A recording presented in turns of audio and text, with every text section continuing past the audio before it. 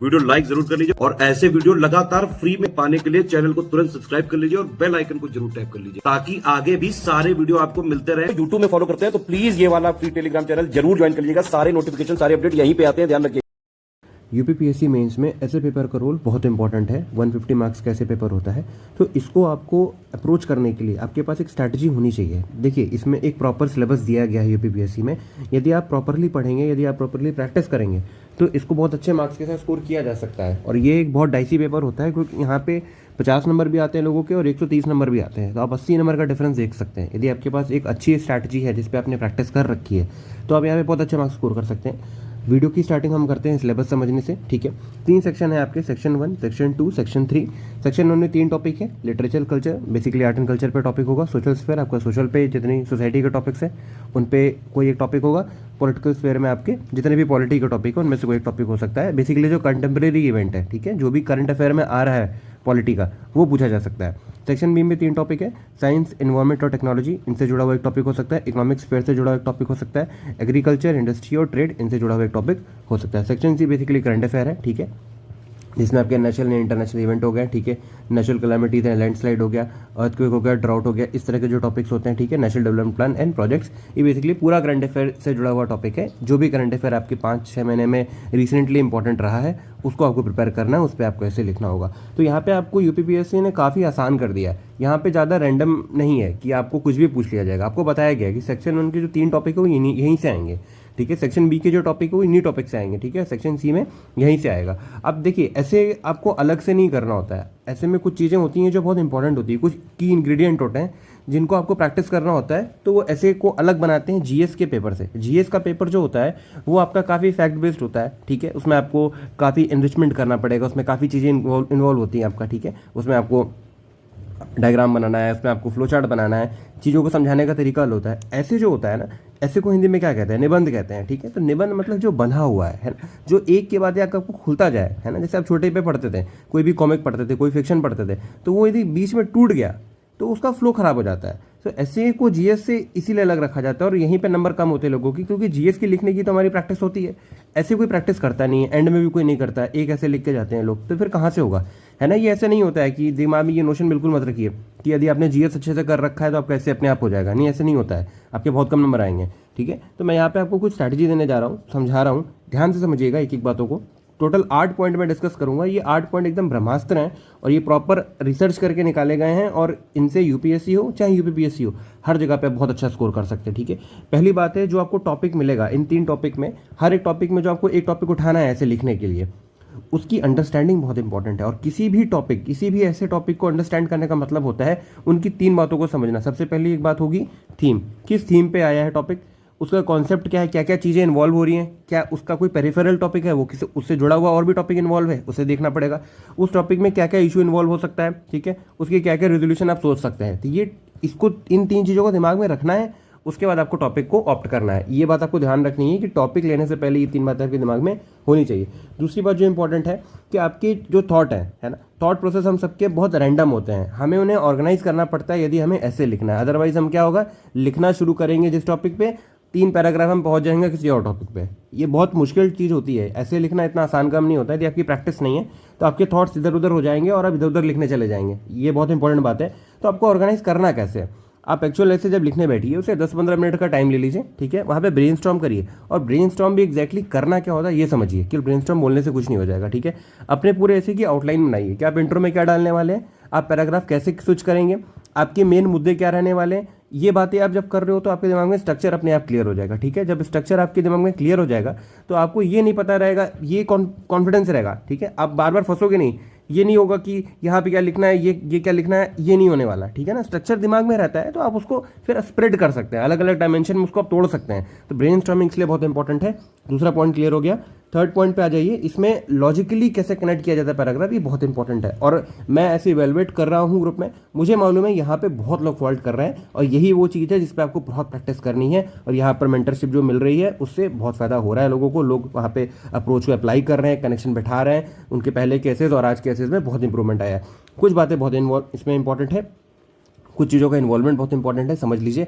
देखिए, जो पॉइंट आप डिस्कस कर रहे हैं, पहली बात दूसरी बात, जिस थीम पे वो टॉपिक डिस्कस हो रहा है ये आपस में कोहेरेंट होने चाहिए। मतलब जो थीम आपने ऑप्ट करी है, आप जो पॉइंट लिख रहे हैं वो डायरेक्टली कनेक्टेड होना चाहिए। आप ऐसा नहीं कर सकते कि आप एक पॉइंट कहीं से उठा रहे हैं और थीम कुछ और है, आपस में ज़बरदस्ती कनेक्ट कराने की कोशिश कर रहे हैं, ये मत करिएगा। एग्जामिनर देखिए वहाँ पे बहुत प्रैक्टिस होता है उसको, वो कॉपी चेक करके बैठे होते हैं, उनको मालूम होता है आप उनको इधर उधर ब्लफ करेंगे वो पकड़ लेंगे और आपके बहुत नंबर कटने वाले हैं फिर। ठीक है, तो ये बात ध्यान रखना है कि जो पॉइंट आप लिख रहे हो वो थीम से जुड़ा हुआ होना चाहिए। ऐसा नहीं होना चाहिए कि आप कुछ ऐसे इन्फरेंस बेस्ड लिख रहे हो कि वो दिमाग लगा के सोच के ऐसे पकड़ लेंगे, नहीं, ऐसा नहीं होने वाला। आप उनको सिंपल स्ट्रेट फॉरवर्ड लिख के बताओ कि जो बताना चाह रहे हो आप वो थीम से कैसे कनेक्टेड है। ठीक है, उसके बाद लॉजिकल प्रेजेंटेशन होना चाहिए। आपके आर्गुमेंट्स जो होने चाहिए ना वो लॉजिकली प्रेजेंट होने चाहिए। ऐसा नहीं होना चाहिए कि कुछ भी आप इररेलेवेंट लिख रहे हो और आप जबरदस्ती कनेक्ट करने की कोशिश कर रहे हो, ये नहीं करना है। आर्गुमेंट दीजिए तो वहाँ पे बताइए। ठीक है, एग्जाम्पल्स जो होने चाहिए रेलेवेंट होने चाहिए, डायरेक्टली आपके पॉइंट को जस्टिफाई करने चाहिए। उसके लिए आप किसी का भी यूज़ कर सकते हो, कोई लीगल टर्म का यूज़ कर सकते हो, कोई कमेटी है, कोई आपका गवर्नमेंट में कोई स्कीम आई है जो डायरेक्टली उसको प्रेजेंट कर रही है आर्गुमेंट को। ठीक है, तो वो आप बता सकते हो, लेकिन वो रेलेवेंट होना चाहिए। डायग्राम वगैरह अवॉइड करिए, क्योंकि ऐसे एक थोड़ा सा स्ट्रक्चरिंग होती है थ्योरी की, तो वहाँ पे डायग्राम जो होगा यदि बहुत ही वैल्यू एडिशन कर रहा है तो इन्वॉल्व करिए, यदि वैल्यू एडिशन नहीं कर रहा है, आप जबरदस्ती लिख रहा है तो उसको अवॉइड करिए। ठीक है, पैरा टू पैरा, मतलब एक पैरा से दूसरे पैरा में जब स्विच कर रहे हैं। अब यहाँ पे बहुत इंपॉर्टेंट बात बताने वाला हूँ मैं। ठीक है, ये जनरली बहुत कम लोगों को पता होती है और ये वो चीज़ है जो आपके मार्क्स या तो 120 130 तक पहुँचाएंगे, नहीं तो आप 50-60 की लाइन में रह जाएंगे। ठीक है, एक पैरा दूसरे पैरा से कैसे एक ब्यूटीफुली, ठीक है, मीनिंगफुली कनेक्शन बिठाता है, इसके कुछ तरीके होते हैं, बहुत तरीके होते हैं। मैं आपको कुछ बता रहा हूँ, इनको समझिए और इनको आप इनकॉर्पोरेट करिए जब आप ऐसे लिखिए। ठीक है, मीनिंगफुल कनेक्शन का क्या मतलब होता है? सपोज करिए आप एक पैरा लिख रहे हैं और उसके बाद आपको कुछ एडिशन करना है। ठीक है, अगले पैराग्राफ में कुछ अब एक्स्ट्रा बताने जा रहे हो, तो आप किसका किसका यूज करोगे? आप मोरओवर लिख सकते हो। ठीक है, आप फर्दर मोर लिख सकते हो, आप करस्पॉन्डिंगली लिख सकते हो, और फॉर इंस्टेंस दे सकते हो। ठीक है, a case in A point, इस तरह के और भी आपके कीवर्ड्स होते हैं। ठीक है, इन्हें कनेक्टर बोल लीजिए, आप जो मन करे बोल लीजिए, उससे कोई फर्क नहीं पड़ता। बेसिकली एडिशन का सेंस आना चाहिए तो आप इनका यूज कर सकते हैं। ठीक है, इसे बोलते हैं मीनिंगफुली कनेक्ट करना बिटवीन द पैराग्राफ्स। ये बहुत इंपॉर्टेंट है। ये वो चीज़ होती है जो आपका रिदम मेंटेन करेगी, ये वो चीज़ होती है जो कोहेरेंस बिठाएगी। अदरवाइज जीएस के आंसर में और ऐसे में कोई डिफरेंस नहीं बचेगा। ठीक है, दूसरे पॉइंट पे आ जाइए। जब आपको कॉज एक्सप्लेन करना है किसी भी चीज़ में, तो आप पैराग्राफ स्विच करेंगे तो आप लिख सकते हैं कॉन्सिक्वेंटली, ठीक है, thereupon, for this purpose, accordingly, ये चीज़ें आप लिख सकते हैं। और भी होते हैं, मैंने कुछ एग्जाम्पल दिए हैं, आप अपने हिसाब से भी सोच सकते हैं। ठीक है, जब आपको कंट्रास्ट बताना है, कोई एक चीज़ है कोई एक चीज़ है, इसके बीच में जब आपको कंट्रास्ट क्लियर करना है, आप बता सकते हैं कंपेरेटिवली, इससे आप स्विच कर सकते हैं। ठीक है, even though, on the contrary, besides, conversely. ठीक है, ये कुछ वर्ड्स हैं। और ये क्यों इंपॉर्टेंट है? ये आपके पैराग्राफ को स्विच कर रहे हैं, तो जब एग्जामिनर पढ़ रहा है तो उसको एक डिस्कनेक्ट फील नहीं होगा। वो ये नहीं सोचेगा कि अच्छा ये बात ऊपर कही जा रही थी, एकदम से कुछ और बात कहने लगा, फिर कुछ और बात कहने लगा, वो नहीं होने वाला। उसे एक कनेक्ट फील होगा, उसे पता चलेगा अच्छा ये फ्री। जैसे आप मूवी देखते हैं तो मूवी हमें क्यों याद रहती है? क्योंकि मूवी में कुछ कुछ कनेक्टर्स होते हैं, हमें पता रहता है। कुछ क्लाइमेक्स का पार्ट स्टार्टिंग में ही दिखा दिया जाता है, तो वो हमारे अंदर एक इंक्विजिटिवनेस पैदा कर देता है कि हम इंक्विजिटिव हो जाता है, हमें मालूम रहता है कि यार कुछ होने वाला, कुछ होने वाला है। ठीक है ना, तो ऐसे को वैसे ही लीजिए, एक चलती फिरती मूवी की तरह सोचिए तो आप बहुत अच्छा ऐसे लिखेंगे। ठीक है, तो ये मीनिंगफुल कनेक्शन हुआ। आगे बढ़ते हैं। रिपीटिशन को अवॉइड करना है, रिपीटिशन नहीं करना है। आपने कोई थीम लिख दिया, कोई वर्ड लिख दिया, कोई क्लॉज लिख दिया, उसको बार बार रिपीट मत करिए ऐसे में। ठीक है, वो जो पढ़ रहा है इंसान वो बार बार एक ही चीज़ पढ़ेगा, वो इरिटेट हो जाएगा, नंबर काटेगा आपके। ठीक है, कोशिश करिए नया इनसाइट दीजिए, अप्रोच लिखिए, नया लिखिए। ठीक है, रिपीटिशन को अवॉइड करिए बहुत अच्छे तरीके से। क्रिटिकल एनालिसिस का क्या मतलब होता है? आपको केवल फैक्ट्स नहीं लिखने हैं, जीएस का आंसर नहीं बनाना है। ठीक है, ऐसे में आपका कनेक्शन बैठना चाहिए, वहाँ पर आपको फैक्ट्स को स्टेट नहीं करना है। दूसरी पॉइंट, प्रोस कौन से यदि आप लिख रहे हैं तो उसको इवैल्यूएट करना है। ठीक है, उसका इवैल्यूएशन लिखिए। जो आर्गुमेंट आप प्रेजेंट कर रहे हैं उसमें इवैल्यूएशन आपका पार्ट आना चाहिए। ठीक है, उसमें आप बताइए जो आप प्रोस लिख रहे हैं क्यों लिख रहे हैं, कौन से लिख रहे हैं क्यों लिख रहे हैं, एक कनेक्शन बैठाइए। ठीक है, एक अंडरस्टैंडिंग दिखनी चाहिए आपकी लिखावट में। ऐसे ही होना चाहिए आपने बस बातें लिख दी है ना, लिखने के लिए मत लिखिए, वहाँ पे एक प्रॉपर कनेक्शन बैठाइए। ठीक है, तो ये पार्ट बहुत इंपॉर्टेंट है। लैंग्वेज, ये भी बहुत इंपॉर्टेंट पार्ट है। ये बहुत इवैल्यूएशन में मुझे देखने को मिलता है कि लैंग्वेज में लोग बहुत फॉल्ट करते हैं। देखिए, ये गेम जो है ना, ये स्किल का गेम है ना, ये लैंग्वेज को दिखाने का गेम नहीं है। आपकी इंग्लिश हो सकता है बहुत अच्छी हो, आपकी हिंदी हो सकता है बहुत अच्छी हो, तो आपको लैंग्वेज में ये नहीं करना कि आप इतना ऐसा लिख दिए, इतना मुश्किल लिख दिए। ठीक है, जो चेक कर रहा है उसको नहीं समझ में आ रहा है ना, तो पहली बात बहुत क्लियर होना चाहिए। बहुत सिंपल सेंटेंस की फ्रेमिंग करनी है, बहुत ही सिंपल, बहुत कंसाइज लिखना है, इधर उधर की बातें नहीं लिखनी है फालतू की। ठीक है, कॉम्प्लेक्स वोकैबुलरी को अवॉइड करिए, बिल्कुल भी सिंपल वर्ड्स का यूज़ करना है, कॉम्प्लेक्स वर्ड का यूज़ नहीं करना है। टोन अपनी फॉर्मल रखिए, हाँ रीडेबिलिटी होनी चाहिए बट टोन उसकी फॉर्मल रखिए, बहुत ही इधर उधर की बातें नहीं लिखिए। लैंग्वेज बहुत इंपॉर्टेंट रोल प्ले करता है। आपका जो कनेक्शन है, आपका जो कोहेरेंस है, आपके टॉपिक के साथ, वो एकदम आपके लैंग्वेज से क्लियर होना चाहिए। आपने ऐसा लिख दिया कि आपने लिखा बहुत अच्छा है, वो आपको ही समझ में आ रहा है, तो आपको मार्क्स नहीं मिलने वाले, है ना। आपको अल्टीमेटली मार्क्स चाहिए। अगले पॉइंट पे आते हैं, वर्ड लिमिट, टाइम मैनेजमेंट। ये भी बहुत इंपॉर्टेंट है। बहुत लोगों की वर्ड लिमिट का इशू रहता है, क्यों ज़्यादा लिख देते हैं, कम लिख देते हैं, टाइम मैनेज नहीं होता। इसका सिंपल एक कॉन्सेप्ट है। पहली बात तो आपको प्रैक्टिस करनी पड़ेगी। कोई 1-2 ऐसे लिखकर अच्छा ऐसे नहीं लिख सकता। एग्जाम के पहले आपको मिनिमम 15 से 20 ऐसे लिखने चाहिए। जो लोग बोलते हैं हम 2 से 3 ऐसे लिख के चले गए, प्लीज़ उनकी बातें ना सुनिए, ठीक है। वो टॉपर बन गए, बहुत अच्छी बात है। आपको बनना है तो आपको 15-20 लिखने पड़ेंगे, ठीक है। उसके बाद आप सेलेक्ट हो जाइएगा तो आप खुद कह दीजिएगा 2-3 ऐसे लिखे थे मैंने, वो अलग बात है। लेकिन सेलेक्ट वही हो रहे हैं जो 15-20 लिख रहे हैं, है ना। तो इस भ्रम में मत आइएगा कि टॉपर ने बोला था और 20 टॉपर मैंने सुने थे, उन्होंने बोला था 2 ऐसे लिखा। कुछ तो बोले थे कि मैं लिखा ही नहीं, सीधा वहीं जाके लिखा और मेरा बहुत अच्छा नंबर आ गया। इन सब भ्रमों में मत रहिएगा, ऐसे नंबर नहीं आते हैं किसी के, ठीक है। टाइम मैनेजमेंट में कर सकते हैं आप, एक स्टिपुलेटेड टाइम फ्रेम में लिखिए। बहुत सारे ऐसे मत लिखिए, ठीक है। 15-20 लिखिए, उसमें 4-5 ऐसे लिख दीजिए। इसमें आप टाइम को बांध लीजिए कि इतना टाइम मुझे मिला है, पेपर का जो टाइम है उतने ही टाइम में मुझको लिख के देखना है, और जो उसमें क्वालिटी आ रही है उस क्वालिटी को इंप्रूव करिए, ठीक है। वर्ड्स में ऐसा कर सकते हैं आप, सपोज करिए 700 वर्ड है, ठीक है। अब बिल्कुल कोई वर्ड काउंट नहीं करता है ना। लेकिन आपको ये कोशिश करनी है कि आप जो बताना चाह रहे हैं, आप अपने डायमेंशन जब एक्सप्लेन कर रहे हैं, कोशिश करिए 750 हो जाए, 800 हो जाए। ये नहीं करना है कि आप 600 लिख रहे हैं, ठीक है, और आपका कम पड़ गया, आप जो बताना चाह रहे हैं वो कम पड़ गया, ये नहीं होना चाहिए। और आप 800 लिख रहे हैं और ज़बरदस्ती का बढ़ा रहे हैं, ठीक है।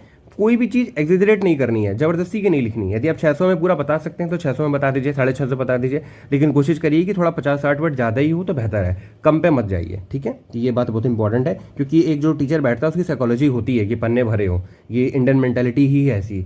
तो थोड़े ज़्यादा लिख देंगे तो कोई फ़र्क नहीं है, कम लिखने से बचिए।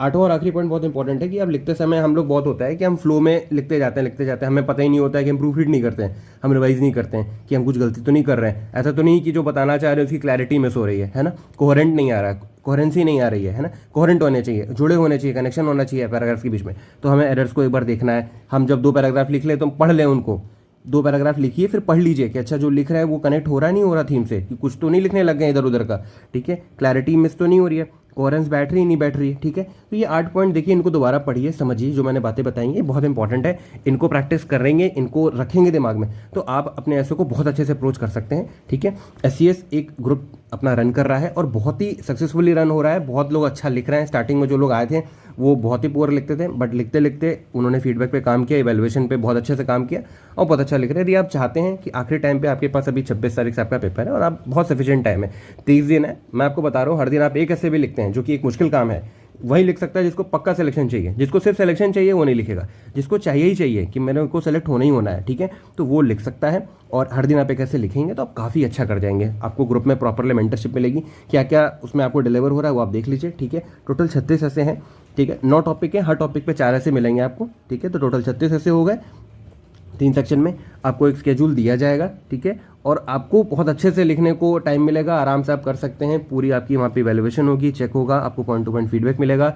इवन वॉइस फीडबैक हम कमिट नहीं कर रहे हैं, ठीक है, लेकिन वो भी मिलता है ना। पूरा पर्सनल गाइडेंस, आपको कुछ भी पूछना है पूछ सकते हैं, आपको कैसे लिखना है, कैसे जोड़ना है, ठीक है, ऐसे कैसे पूछे गए पेपर में, सबका इंक्लूजन रहेगा। और लगभग 36 घंटे के अंदर आपको इवैल्यूएट करके दे दिया जाएगा, जो कि बहुत ही कम टाइम है, लोगों को 1 सप्ताह बाद मिलता है। तो आपको यदि लिखना है, आप चाहते हैं ऐसे में बहुत अच्छे मार्क्स लाना है, देखिए ऐसे वो टॉपिक है ना कि आप यदि 150 नंबर का ऐसे है सपोज करिए, ठीक है, 150 का है, यहाँ पर आप बहुत अच्छे मार्क्स ला सकते हैं यदि आपने प्रैक्टिस कर रखी है। और जितना मैंने ऊपर बताया है, इन सारे पॉइंटर्स पे आपने काम किया है, तो आप काफ़ी अच्छा ऐसे लिख सकते हैं, ठीक है। तो आप इन पॉइंट्स को समझिए, देखिए और प्रैक्टिस करिए, और आप चाहें तो इस ग्रुप के थ्रू बहुत अच्छा प्रैक्टिस कर सकते हैं। आपको ग्रुप ज्वाइन करने के लिए इन नंबर पर कॉन्टैक्ट करना पड़ेगा, ठीक है। इन पर आप बात कर लीजिए, यहाँ से आप इस UPI ID पे जब आप डालेंगे, ठीक है, यहाँ पे चेक करेंगे तो आपको ये नाम आना चाहिए, ठीक है, इस UPI ID से, और इस UPI ID से आपको ये आना चाहिए। यहाँ पे आप पेमेंट कर सकते हैं और यहाँ पे आप सारी डिटेल्स पता कर सकते हैं, कॉल पे पता कर लीजिए, कॉल करके, ठीक है, वो आपको बता देंगे। और यहाँ पे आप ज्वाइन करके डेली कैसे लिखेंगे, तो आप मान के चलिए यदि आप 30 ऐसे लिख रहे हैं, और 30 भी नहीं 20 भी मिनिमम मैं बोल रहा हूँ लिख रहे हैं, तो आप बहुत ही स्ट्रॉन्ग पोजीशन पर हैं ऐसे लिखने में, बहुत ही स्ट्रॉन्ग। ना कि आप 2-3 ऐसे बस सुना कहीं में चले गए कि मैं तो ऐसे ही लिख लूँगा, है ना। देखिए रैंडम कुछ नहीं होता है, जो सेलेक्ट हो जाते हैं उनको कुछ भी कहना होता है, वो कुछ भी कह सकते हैं कि मैं तो 2 ऐसे लिखा, मैंने तो डायरेक्टली वहीं पे लिख दिया, है ना। बोलने से नहीं होता है, मेहनत लगती है, बहुत मेहनत लगती है, ठीक है। जो लोगों ने इवैल्यूएशन पे काम किया है उनका बहुत अच्छा ऐसे में इंप्रूवमेंट आया है। और GS देखिए आपका ऑलरेडी ठीक है, GS सभी लिख लेते हैं एवरेज, है ना। ऐसे वो चीज़ होती है जहाँ पे आपके 40 नंबर भी आ सकते हैं, है ना। तो यहाँ पे नंबर यदि आपने सेव कर लिया तो आपका ओवरऑल स्कोर बढ़ जाएगा और आपका सिलेक्शन का चांस बढ़ जाएगा, ठीक है। तो इन बातों को मैं कंक्लूड करता हूँ और इन चीज़ों को आप देखिए, समझिए, और यहाँ से आप अच्छे से ऐसे कर सकते हैं, बहुत अच्छे से कर सकते हैं। Thank you so much.